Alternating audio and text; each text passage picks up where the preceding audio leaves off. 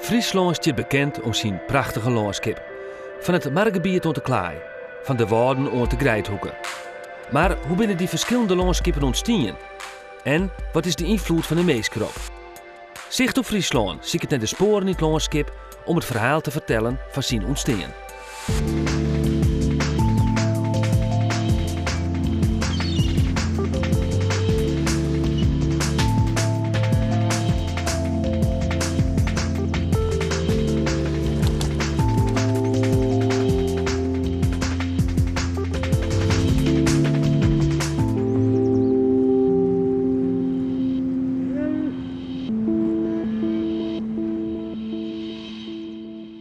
Zicht op Friesland loopt Joet naar de stad.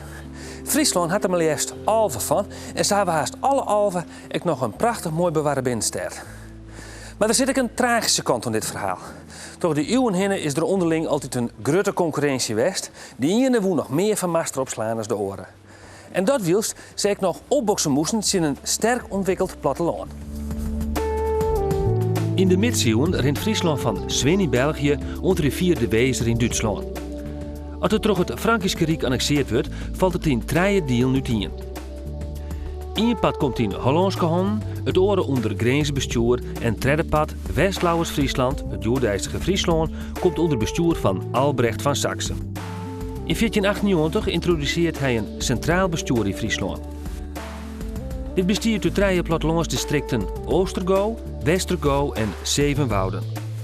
Zo'n 80 jaar later mochten de steden treden tot de Friese landij, de zinwürdige provinciale steden. En dat het bestuur van Friesland in de 15e eeuw zo inricht werd, had nou nog zijn gevolgen. Maar het is altijd nog een spultje van net echt kiezen voor dit of dat, elke niet tevreden houden en de een vooral net een belangrijkere rol te jan als de oor. Hoe het correct zit, weet Meindert Skroon. Hoi Meindert. Hey Gerard. Sociaal geograaf bestoom, maar vooral ook een rende encyclopedie, ga ik mij vertellen. Ja, dat ben ik inworden, maar goed. Ja. Maar vast het op als een mislediging of een compliment? Nou nee, als een compliment uit soorten. Oké. Ja, zeker in deze tijd. Nou. Oké. Ja. Hey, we staan hier bij de Koonslarij. Een prachtig verneemd en historisch gebouw in het hart van Ljouwert. Ja. Wat voor rol gaat dit gebouw spelen in het bestuur van Friesland? Nou, hier wie het Hof van Friesland vestigen. En het Hof van Friesland wie een bestuurscollege, het hoogste bestuurscollege van Friesland. En tegelijkertijd het hoogste rechtscollege van Friesland. Het aardige van dit gebouw is dat hier op het paradiske, dus is maar het trappengeval, Kesterschen, dat daar dus de wapens van de verschillende kwartieren opstenen. En die kwartieren wien de plattelandsgebieden Oostergo, Westergo, Zonwouden en de steden in het Alverstedenverbond. Eerst in 1579 kregen de steden hun eigen verzinwürdiging in de steden. Toch zien de drie plattelandskwartieren nog altijd de grootste stem. Ze wien benauwd dat de steden het voor het sissen krijgen zoen en sluiten onderling coalities om dat chin te houden.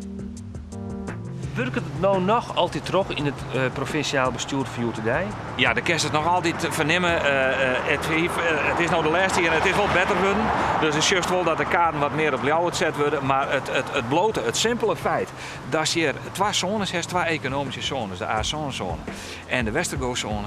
En het feit dat Ljouwert toch altijd weer zijn positie bevjocht maar dat binnen toch nog duidelijk tekens. En dat is de erfenissen van dat verliezen. Ja, en dat zal vrees ik Werkt het nog altijd terug? Ja, en het zal vrees ik net oors worden. Goed, Meindert. Ik zou het met jou eigenlijk nog even die Frans iets zien willen, de academische tijd. Ken je dat? Ja, vanzelf jongen, dan maken we die kant op. Mooi, dat was het.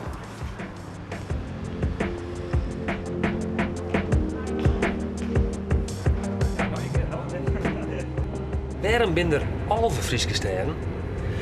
Nou, omdat in 1504 hebben ze voor het eerst zo'n besletten steden, de steden die dus om greften winnen en op morgen gingen.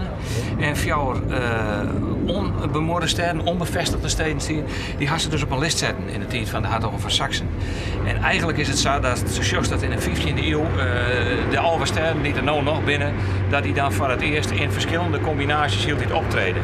Maar in 1504 is die list opgesteld en daarmee is eigenlijk binnen die alve, dat is stolt. Dat is Sablon in feite. En waarom binnen de Friese alvesteden ook direct op die plakken bouwt dat ze nou lezen? Het centrale in Friese steden is altijd het wetter. Dus Friese sterren die binnen ontstaan op plakken dat dus goede waterverbindingswinnen. En vaak ook daar west dus een oorgang van landscheppen eerst. Of een oorgang van Sisma C naar land, dus dan weer in het havensterren, Haas, Warkum, Starem enzovoort. Yeah. Of in het binnenland sterren die Sisma leiden op een oorgang van landscheppen. Wat is nou het grootste verschil? Het grootste verschil tussen die sterren, dat is nog altijd in inwonentaalverschil. Sommige sterren zijn vrij groot worden. Nou ja, het stekte vanzelfs helemaal bovenuit.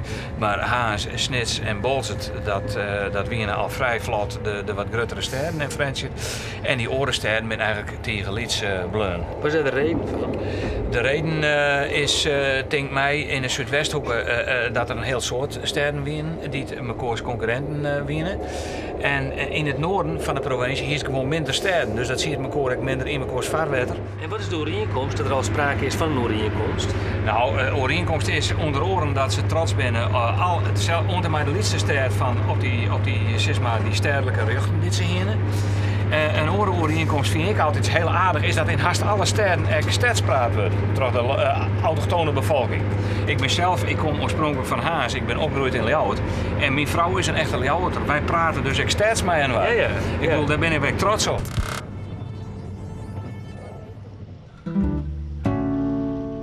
In de Riege van Alfstede neemt Hilpen een bijzonder plak in. Deze stad had een volslijn eigen cultuur, met een eigen taal, schilderkunst en dracht. Van de 800 inwoners praten er nog 300 Hilpers.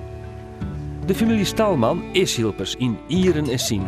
Ze runnen Roosje Hinderlopen bij het Hilperkunst maken wordt. We waren in Brederen dan, no? Van je maar een stukje meer omleun. Van deze hest nog maar hier omleun. Ik heb die deze eerste loer, dan roep ik het te vullen. De broeren Titus en Ruud binnen bij de Stwoonwanden. Wielst broer Foppe ontschilderen is. Zij binnen de 4e generatie in het bedrijf. Heid Bertus helpt Joet ek nog mee. Hij doet het houtsnijwerk. Van origine komt wat wij door uit Noorwegen.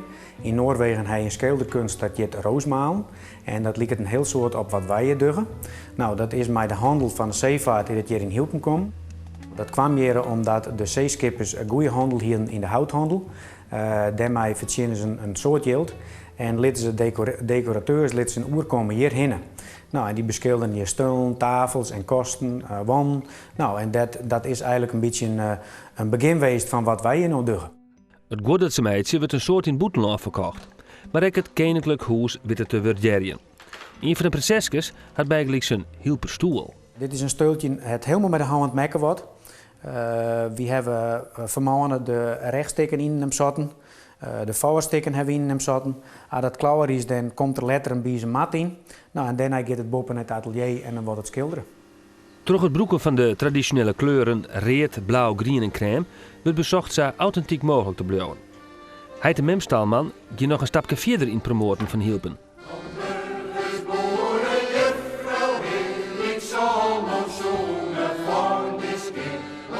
In Binnen- en Boetenland vertellen en zongen ze over het Zuiderzeestedje, bij de Doensgroep. We zongen in het Hilpers, dus we hebben eigen Hilper vastjes en wie zeggen nog versies, maar vroeger zeiden ze vastjes.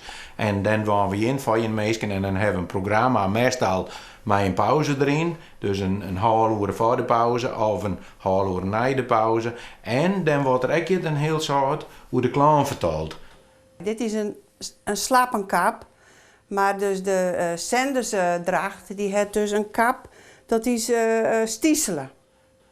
En die is zo fout, want het is een vouwerkanten doek, en die is zo fout dat het dan dat model heeft. Ik zong met de lieden, mijn mooie hiemsters lieden, en vrouw dit op de kant, trekt wat hier te binnen wou. Ik zou het heel jammer vinden dat de Hilpertaal verdwijnt. En mijn kleinkinderen, of Likban, heet dat eigenlijk in het Hilpers, die praat je dus Nederlands, maar ik ben toch wel bewust met bezig in het Hilper. Of mijn veer die zei vroeger al, nou, ik weet het niet met de Hilpertaal. Maar ja, Ik ben ook weer een generatie verder en er is toch je te hielpers.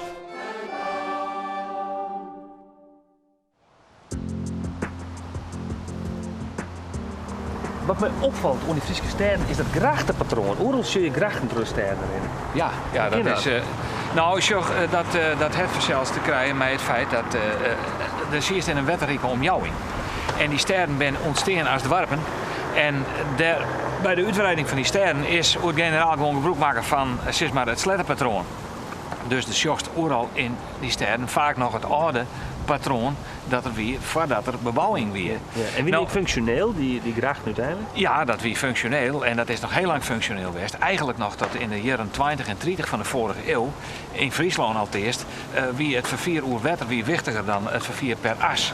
Wat water er nou oer het wetter vervierd naar die steden daar? Oh, dat kist het zo gek net opnemen, maar alles wat maar nedig waard en uitvierd waard. Dus dat wie in dit geval weer turf, een heel wichtige vierde stien. Klaai voor de kalkverwerkende industrie, de steenbakkerij en de tegelwerken en zo wat hinnen. Maar ik gewoon tegelgewoord van alles. Als je nou om het hoekje zust, dan komt je de belangrijkste stritten van Fransje, dus de vaststritten. Ja. Dat is juist helemaal geen grijft. Nee, maar dat weer er dus wel in en die is dempt. En de meesten denken ook van het is een soort van langwerpig plein. Krijgt dus het Ceylon. Ja, ja. Maar het Ceylon is ook net een plein van oorsprong. Dat wie gewoon de zuidelijke stadsgreft, die het in een jongetje die hoe dempt is, hoe kloost is of dempt. En daar hebben ze dus van die grote romte, hebben ze dus een soort van plein maken. En dat is hier in Fransje, had dat ook het geval geweest. En ja, wel op meer plakken in Friesland, Wiegelijks in Haas, de grote brede plaats. Dat wie oorspronkelijk ook een greft. En die zijn ook kloost. En meesten herkennen dat vaak net meer als een greft. Maar toch kist je dat die stritten feitelijk wat te breed binnen. Ja, ja, en even ja. de bebouwing. Ja, Dat ja. kist in Drachten, wat dan net een stad is, echt heel mooi zien. Daarom willen ze dat wetter weer waarom gaan. Wat een prachtige historische gevel, hè? Deze. Ja, dit binnen de Sanneem professorenhoezen uit de Zoontje in de Eeuw. En de sjocht is de stiel die stek in Amsterdam bij de Graven. Hartst die sjocht hier dus echt heel mooi weerspiegelen in deze pan. Aan de ene kant is maar een halsgevel en daarnaast hier een trapgevel. Fantastisch mooi met die ornamenten er ik nog op. Al die Friese binnensteden zijn mooi bewaren bleun, hè? Hoe Ja, kan dat? dat kan vanwege het feit dat het te krijgen eigenlijk met de economische achterstand van Friesland na 1860. De economische achterstand. Ja, sure. In de Zandje doet die pan deltzet waren de Friesland, met de Oorenzee gewesten, Zeeland, Holland, Stad en Landen, de rijke parten van Nederland. Ja. In het midden van een jongetje eeuw is dat alle keer omslaan. En wie wij een van de meest economische efterlezende gebieden van Nederland. Wij verleren ook de meeste bevolking van alle provincies. Ja. En dus daar waard ik net een soort van Dus eindelijk deze, elk nadeel had ik zijn voordeel. Ja. En dat is in dit geval is dat heel duidelijk te zien dat het er dus nog alle keer steenbleun is. Daar profiteren wij nou van. Hey, Meijnerd, hartstikke bedankt voor die verhaal. Ik denk dat als ik nou weer terug de Friese binnensteden keurig zal, dat ik ze me heel erg in mijn zin. Altijd. Moet zien. Graag gedaan. Ja, goeie. Goeie.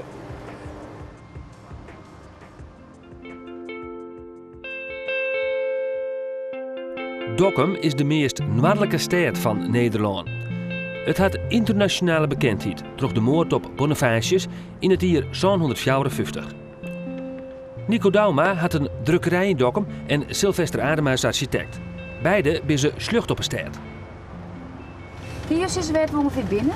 Ja, we zijn hier net de stad uitgevaren. We gaan die kant op, om de Dwinger heen. Eigenlijk hier is het dat Dokkum nou haast net verloren is. Als je deze stadskaart ziet, het is helemaal de structuur nog. Hoe kan dat? Ja, de economie van de stad is wat tot stilstand gekomen bij het dichtslippen van de zeehaven. Dat is één.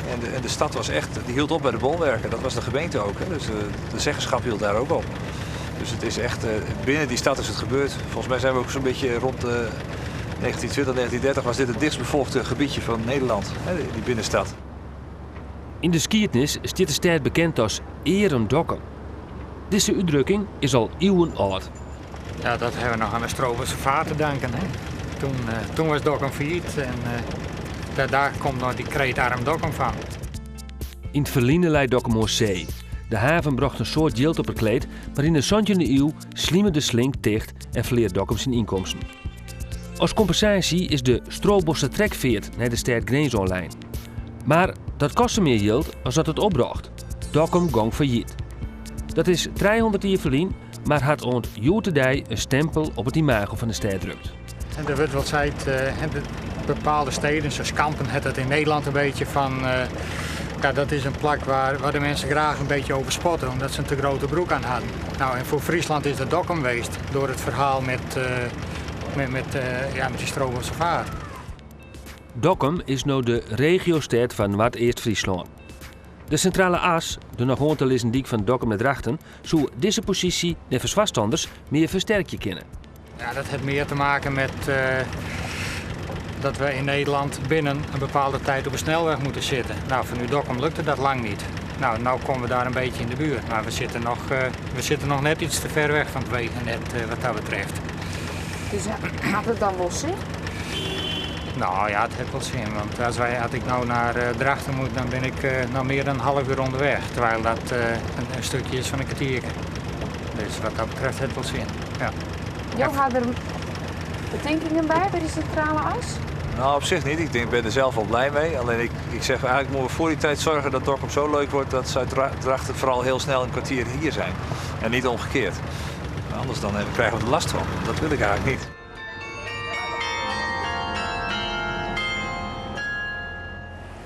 Ik maak een hele grote sprong van de skietnis naar de moderne tijd. De binnensteden mag je dan mooi bewarrelen wezen, maar hoe springen de gemeentebesturen joten daar om bij het landschap? Overal onderaan van de steden zul je nijbouwwijken ontstaan met een heel dorpskarakter. Geen heegbouw, vrij lietse kavels met formidabele wenten erop en een boordje van de door. Henry Deelstra, hij is planoloog. Met hem reis ik naar Snits. Jibbe? Ja, begin. Oké. Henry Deelstra is 26 jaar en planoloog. Bij ingenieursbureau Rijnwaard had hij hem dwanden bij gebiedsontwikkeling. Kwart zijn de indeling van de Ronte in nijbouwwijken, natuurterrein, recreatie en industriegebieden. Waarom wordt er in Friesland zo volle kiezen van zo'n soort nijbouwwijken bij de steden? Nou, in feite is het omdat de bestuurders zo dicht mogelijk voldaan willen aan de vraag van de burger. Dus eigenlijk wordt de dream van heel veel van ons verwezenlijken. Maar dat is het, een dream. Ja, het ideaal van het burgemeester is toch een eigen kavel, eigen huis erop, rondom het door, op een soort landelijke manier. Maar ligt de gemeentebestuurder te volle haar eer heen naar de vraag uit de merk? Wat vies je ook? Ik denk dat ze zeker voor de merk bouwen moeten, maar ze hebben daar bovenop een verantwoordelijkheid om de verpakking van dat huis, dus het gezamenlijke daarvan, om dat zo deel te zetten dat het net alleen voor die nieuwe bewoner interessant is, maar ook voor de generaties daarna en de mensen die net op dat plak zijn. Wat ik vind is dat is ambitie en lef van Mast om daar echt iets moois van te maken. Iets wat lang steen blijft, dat we letterlijk grutskap wezen kunnen. Lef neemt u daar? Dat had een meidje maar lef van mij. Henry neemt met mij naar een splinternieuwe week in Snits. Ja, zit wel in Snits. Ja, dit is nou zo'n typische week, Henry. Wat zie je nou als kenmerken? Nou, wat je bijvoorbeeld opvalt is het ideaal van een grote kavel, wetter bij de door en daar vooral een lekker roem grut huis op. Soort kuub, huis mijn soort kuub. Waarom? Ja. Nou, het zijn wel de meeste protte warm te binnen en toen is toch bewerkelijk en is minder belangrijk op dit moment. Je wilde wel lekker inzitten dat de zinneskind. Maar zat vroeger iemand zei van een huis moet uitkomen, moet op de kavel staan. Dat is in werk kennelijk minder belangrijk. Maar het kan ook oors. Henry en ik sjoggen dagelijks bij een week op het Jereveen. Opvallend genoeg net een week in hier van de Alve Steden. Driels kreeg in 1268 officieel stadsrechten. De stad ontstie roem om het wetter van de Ier. Van het wetterke is lindig nog deze grijftoer. Er zijn een paar prachtige monumentale panden uit verskate tijden. De oude Redensfabriek Frisia en zelfs het oerbleusel van de Nooitgedachtfabriek. Driels wie in de 17e en 18e eeuw verneemt om zijn skipsbouw. Er waren 2 grote werven. Dat is een van de redenen dat de houthandel het hier tiergegoerd die. De skipsbouw houden op door de Fransen naar de macht kwamen en de Oerzeese handel inzakte. Een leuke nieuwswaardigheid, aan dit aanneemde spokenpaard stiet deze beam die de dikste van Zuidwest-Friesland wezen zou.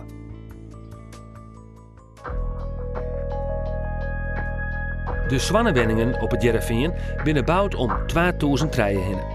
De architect is Sjoerd Soeters uit Amsterdam.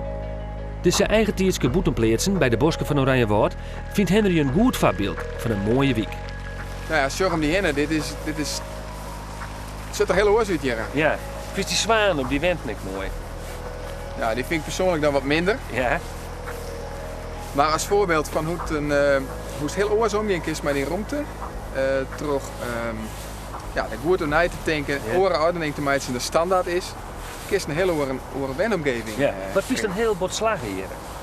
Nou, wat ik hier mooi vind is dat ik, als ik hierin, dan ervaar ik hier het landschap, zeg maar. Hè? We zitten hier op een zichttas van Oranjewoud tot de Kniepen. Dat is 3 kilometer trotsje.